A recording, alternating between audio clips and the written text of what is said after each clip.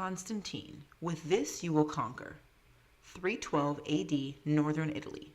Suffering under the severe persecution of Emperor Diocletian, Christians prayed for deliverance. When the emperor retired to become a cabbage farmer, he installed several men to run the empire in his place. But each wanted it for himself. In the west, the battle for ultimate power was fought between Constantine the Great and Maxentius. With Maxentius holed up in Rome, Constantine began his march through Italy. The brilliant sun passed to the other side of the earth, casting a golden shadow across the hill overlooking the city of Sagusio. Riding from the west, between the sun and the city gates, was a bold figure. His royal armor, draped with red mantle, glowed against the sun. Urging his horse across the hillside to meet his troops, he looked as strong as marble, with a pillar for a neck and a jaw of brass. "Constantine! Constantine!" chanted a chorus of soldiers. He gazed at the city that refused to fall. The town garrison had defended it for several days. Finally, the walls gave way to the pounding of catapults and rams, but still the garrison commander refused to surrender. "Collect whatever wood you can find and pile it up against the gates," Constantine commanded, "then light it." The soldiers spent the night cutting down trees and dragging them to the walls. By early morning, black smoke drifted over the city as the gates burnt to the ground. Constantine galloped to the front lines and addressed his soldiers. "Do not pillage. Do not harm the townspeople. Remember that this is a war of liberation. Defeat to tyrant Maxentius. In the name of the unconquered sun, to victory."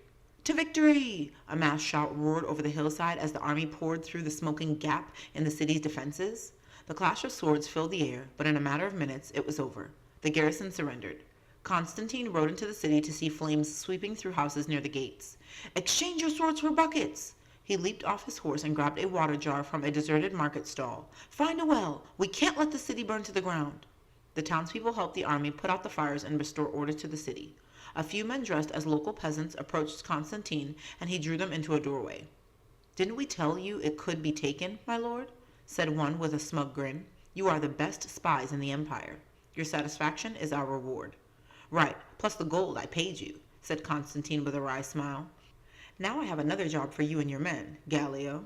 "Anything you wish," replied Gallio, nodding. "Make your way to Turin. Blend in there as you did here, but spread the word that this is a war of liberation. Tell them what happened here and assure them that if they surrender peacefully, their city will not be destroyed." "As you wish, my lord." With quick bows, the men set off. Word spread that Constantine was on the move. Miles away in Rome, Maxentius paced before the prefect of his Praetorian Guard, who had joined him in his palace chambers. "Are my soldiers blind? Or is there a better reason why I was taken by surprise?" Prefect Volusianus had a soothing voice when he was trying to calm the emperor. "We moved the army from Sagusio to Raetia, based on strong reports. We didn't know that those reports were rumors started by Constantine himself. He is good at starting rumors. He has everyone believing that I am a tyrant." Maxentius swung at a vase on the table beside him and frowned as it shattered across the floor tiles. "He will not move any further," assured Volusianus. "A messenger has been dispatched to General Pompeianus at Verona. The heavy cavalry are headed to Turin to intercept Constantine's army." "Good. Will you ride out to meet the enemy?" "The emperor need," he said over his shoulder. "He can be no match for the heavy cavalry, and Pompeianus is a skilled soldier." He leaned over the railing. "Do you see this city? She's beautiful." "She has withstood her enemies for centuries," said Maxentius, more confident now as he looked out over the strong fortifications. "I don't think Constantine will manage to take her now." Emperor Constantine and his army marched on Turin. The remaining soldiers from Sagusio's garrison had joined his forces. The emperor rode next to Gaius, his trusted general and friend. "Do we have a good description of this heavy cavalry?" Gaius wiped sweat from his high forehead. "Yes, sir. They are well-trained horsemen. The soldiers and horses are fully protected by tunics of armor. Their long spears keep them well out of the reach of attackers. They're slow-moving, but they can break the front lines of any army." "What is your plan?" "Moving to Turin takes us further east. We could take the passages through the Apennines mountains to the south." "No, if we do that, we leave our flank unprotected from Pompeianus in the north. He's too dangerous. We will continue to Turin. And when we arrive, you'll dazzle me with a brilliant strategy." Constantine slapped his commander on the back and rode off. Turin was a great city and well worth the expense to protect. When Constantine's army arrived, the heavy cavalry they had heard so much about were spread across the fields in front of the city. Gaius galloped up to Constantine. "We are ready, sir." "The men have been instructed?" "Yes, sir." Constantine turned his horse to face his army. "In the name of the unconquered sun, to victory!" The soldiers raised their swords high and cheered, "To victory!" Gaius led the charge, the army following in formation. The air was heavy with the scent of earth and horse manure as the pounding hooves kicked up clods of soil. Behind the foot soldiers, catapults rumbled across the rocky ground. The two armies braced for a collision. But as Maxentius's metal-clad cavalry prepared to break through the first line of attackers, Constantine's army split. Half of them passed to the left, and the other half to the right, leaving the armored horses blazing through the empty space in the middle. Stunned and realizing that something was wrong, the cavalry slowed, attempting to turn their hooves around. Constantine's foot soldiers quickly surrounded them, but instead of attacking the armed riders, they struck at the horses' unprotected legs, slashing the big tendons with their swords. The horses collapsed, toppling over on their riders. Constantine's army threw themselves at the horsemen trapped in their heavy armor. In the thundering chaos, a few of the cavalry managed to reach the Turin gates, but the residents had barricaded themselves inside. The horsemen turned and fled away from the city, disappearing in a cloud of dust. Gaius rode up to Constantine, his helmet missing. "The enemy is retreating, my lord." "Good. Let them. We need to regroup for the night. Tomorrow we will take the city." In the morning, Constantine's army rose to the surprise of a warm welcome. The gates were flung open, and city officials came out to greet the conqueror. Stories planted by Constantine's spies and the defeat of Maxentius's special forces assured them that they were better off to surrender. Men from the city joined Constantine's army, ready to fight against Maxentius.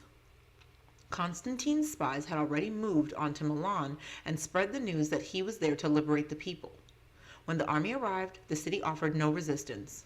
Like Turin, the people of Milan welcomed the army, allowing Constantine to give his men a brief rest before they marched on to Maxentius's greatest northern defense, Verona. In Verona, General Pompeianus called his officers to a council of war. Their nervous conversation echoed through the great hall as the general entered. "We need more time," said one commander. "No, we're ready now," another insisted. A third raised his voice. "He beat the heavy cavalry. How can we be sure we're ready?" "We do need more time," said Pompeianus, dropping his helmet on the table and taking a seat. "We'll buy some at Brixia." The officers leaned forward to hear his plan. Brixia stands between here and Verona. Since it has few defenses, Constantine will expect it to surrender like Milan. We'll surprise him by sending our heavy cavalry and our standard cavalry to stall his army. "What about here?" asked a commander. "If we send troops to Brixia, there are fewer here to defend Verona. I have already sent messengers to Rome requesting more soldiers. Prepare for battle." The general tucked his helmet under his arm and strode out of the room. During the next few weeks, Rome geared up for a celebration. Maxentius had announced a festival in honor of his 5th year as emperor. Rumor had it he was trying to distract his subjects from the war. Dashing through the hallways of the palace, Volusianus charged unannounced into the emperor's chambers. "Brixia's taken!" Maxentius, huddled with city officials over written plans for his celebration, turned slowly to Volusianus. "Perfect. It is good of you to join us. I was just telling our friends here how we have nothing to fear from Constantine. Our celebration will go on as planned." Volusianus bent his head. "Yes, sir. Forgive the interruption, sir." The emperor rose from the table. "Gentlemen, please excuse the prefect and I for a moment." The room emptied immediately. Maxentius turned an angry scowl to the commander of his personal guard.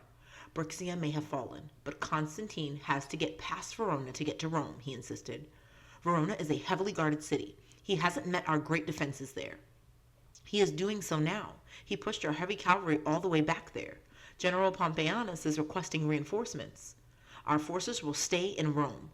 Maxentius walked across the room to call the planners back. "No matter what happens elsewhere, the usurper will never be able to break through these walls." "Then, my lord, might I ask?" He paused. "Yes? If the walls of Rome will hold, what's the harm in sending our troops to Verona?" Maxentius swept out of the room without answering. "I know that look," the prefect said to himself. "I'd better have a backup plan, just in case."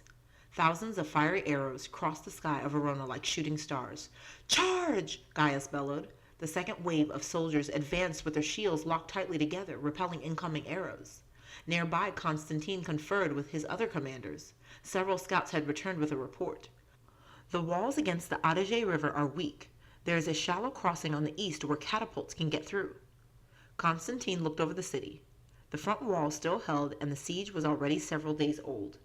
He watched his men trying to scale the walls, but they were being driven back or killed before they reached the top. "Keep the catapults focused here," he ordered, "but send 3 across the river and take them to the south walls. Perhaps we can break through where they are weaker." Inside Verona, the pounding catapults deafened the city. Pompeianus stood just inside the gates, arguing with one of his officers. "With respect, General, this is madness," cried the officer. "If you leave the city, you will be killed." "We have forces available in Venetia and Istria," the general insisted. "If I can get out of the city, I can bring them here." Another volley from the catapults shook the gates. "I'm sure the emperor has his reasons for not sending reinforcements, but we need them now." "How will you make it out of the city?" "I have a plan. Defend these gates until I return." When darkness fell, Pompeianus set his plumed helmet aside and dressed as a peasant. He crept out of the city, following the river downstream. A week later, Constantine's soldiers were still hammering Verona when a scout delivered the message that another army was marching on their position. "Pompeianus?" asked a bewildered Constantine. "He should be in the city feeling the brunt of our attack. When did he escape?" "I don't know, my lord," said the scout, "but I got close enough to see the commander's face, and I'm certain it is Pompeianus." "How long until they get here?" "A matter of hours. If we lose this battle, we lose it all," said Constantine, turning to an officer. "Regroup." The army pulled back from the walls and fell into ranks. They waited until the enemy had come so close they could hear the orders Pompeianus was shouting to his officers. Constantine turned his horse to face his men, thrusting his sword into the air with a powerful arm. "They have resisted us until now. Defeat is not an option. In the name of the unconquered sun, to victory! To victory!" In front of the city walls, the two armies collided. Constantine fought like a tornado, swift and furious, twisting to meet his enemies on all sides. One by one, he picked off his attackers, his soldiers fighting courageously beside him. The siege of Verona that had lasted for days ended with those few hours of battle. When Pompeianus was found dead on the field, his men fled. Constantine's army collected weapons from the fallen bodies and rounded up the wandering horses. Exhausted, hungry, and bleeding, Constantine withdrew to his tent. He sat on the edge of a bearskin-covered cot and dismissed the servant who followed him in with a basin of water. He had lost hundreds of men, and it would now take him longer to reach Rome. "Can I really take Rome if I barely took Verona?" he wondered. Gaius poked his head through the canvas flap covering the entrance. "Sir, I have word. Verona will surrender." "Good." Gaius drew up a wooden stool. "Sir, the officers, myself included, are concerned that you put yourself in harm's way today." He pointed to his friend's bleeding arm. "You are the emperor. Is it not our duty to do the killing for you? How can I convince my men of the virtue of victory if I am not willing to risk my life?" He absently examined the gash in his arm. "I can't tell which blood is mine and which is that of my enemies. We've lost significant numbers. I'm aware. Any captured enemy soldiers willing to join my army may do so without penalty." He dipped a towel in the water basin and pressed it against his wound. "Yes, sir. They will be treated fairly." Gaius stood. "The hardest part is yet to come, sir, but you are the victor today." "Maxentius will seek the help of the Roman gods," said Constantine. "I will seek the blessing of my god, the unconquered sun. We will need the help of all the gods to take Rome." "Then pray to all of them, Gaius, even my mother's Christian god. I'm sure she is doing so even now." It was October, 6 months after Constantine began his march to Rome. Maxentius ignored his enemy's advance and continued with his plans to celebrate his anniversary as ruler. An expensive spectacle might convince the people they had nothing to fear from the usurper. The festival began with a parade of the emperor's Praetorian Guard. Spears in hand, decked in gleaming gold armor and scarlet cloaks, they marched as one body through the Via Sacra, the heart of the city. As they passed by, the people cheered proudly, falling into step behind them. The parade ended at the Circus Maximus, the open-air stadium built for horse-drawn chariot races. The people jostled to get into the circus and find a place where they could see. Chariot teams, identified by the colors they wore, waited at one end of the oval tracks, ready for the emperor's word. Maxentius appeared at his podium with a benevolent smile and signaled for the races to begin. He took his seat next to Vocianus. As the fans screamed for their favorite teams, the chariots flew around the track. They rammed each other, trying to knock off the other riders, and crashed in tangled heaps of splintered wood and flailing horses. When the dust of the first race settled, Maxentius stood to announce the winner. In the hush came a clear shout from the stands. Maxentius is afraid of Constantine. Constantine is undefeatable. Hidden in the crowd was Constantine's rumor mill, Gallio. His shout gave way to thousands as the excited crowd picked up the chant. Maxentius demanded silence, but he couldn't shut down the uproar. Volusianus and his guards rushed the stunned emperor out of the circus. I must consult the Sibylline books for a prophecy, said Maxentius in a panic. The Sibylline books contained prophecies written as poetry, and Maxentius knew his ancestors had consulted them often. Now he hoped they had an answer for him. I must know the outcome of this battle. Send for the priest. We cannot let Constantine march on Rome, Volusianus demanded. Sagusio, Turin, Milan, Brixia, Verona, all have either fallen to him or surrendered. The emperor turned to him with a face distorted by anger. I am aware of my army's failure. We have let Constantine walk to a mere few miles from Rome, Volusianus continued boldly. He will be here in another day or two. I am in control, prefect. I will decide how to handle this when I have received the oracle. An ornately dressed priest arrived in the emperor's chambers. I bring the Sibylline prophecy you requested, my lord, he declared with a grand bow. Well, the enemy of Rome will perish, my lord. It was the assurance Maxentius needed. He dismissed Volusianus with orders to prepare hastily to meet Constantine on the battlefield. The favorable prophecy spread throughout the city, and the troops swaggered with confidence to their barracks. That night, Constantine's troops set up camp just north of Rome. They would cross the river in the morning and storm the city gates. Constantine ordered them to rest before this final battle and turned in early himself. But his sleep was troubled, and his bed grew damp with sweat. Images of fallen soldiers cluttered his dreams. Suddenly he sat up. Bursting from his tent in only his undergarments, swinging a lantern, he rushed to wake Gaius. The guards on duty reacted with alarm, but he brushed past them and ran into the general's tent. Gaius, get up! Even in his sleep, Gaius kept a hand on his sword. Startled by Constantine's call, he leapt out of his cot, swinging the blade just short of the emperor's neck. Sir? He dropped back as his eyes adjusted to the darkness. Sir, what's wrong? I almost killed you. With a sweep of his arm, Constantine cleared a table in the middle of the tent and threw a piece of parchment on top. Gaius, I've had a dream, a vision. This symbol. He pointed excitedly to the parchment. We must put this symbol on the shields of our soldiers. Gaius reached for the lantern and leaned over the parchment. In Constantine's strong hand were written 2 Greek letters, one on top of the other. The Christian symbol? Asked Gaius, puzzled. Yes, the first 2 letters of the name of Christ. The Christian God? Sir, I don't understand. Why are you so excited about this? Constantine leaned over the table, his chiseled features even sharper in the lantern light. It is the symbol of my mother's religion. I prayed to all of the gods, and then I had a dream. This sign appeared in the sky with the words, "With this you will conquer," written above it. The Christian God has chosen to favor you, agreed Gaius. He sheathed his sword and threw a cloak around his shoulders. Such a sign shouldn't be ignored. I will order all the troops to draw this on their shields. He hurried out of the tent. The pink dawn was rising over the 7 hills of Rome as Maxentius moved his army out of the city and along the Tiber River toward the narrow Milvian Bridge. Pontoons were erected across the river north of the bridge to allow the soldiers to cross more quickly.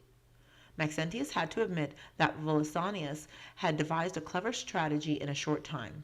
The prefect would lead his Praetorian guard across the bridge and attack Constantine's camp by surprise. They would kill as many as they could before the enemy even realized they were under attack. Maxentius would lead another force across the river further downstream and march north to reinforce the prefect's troops a few hours later. Volusianus would then signal his army to move back across the river, hoping the enemy would chase them across the pontoons.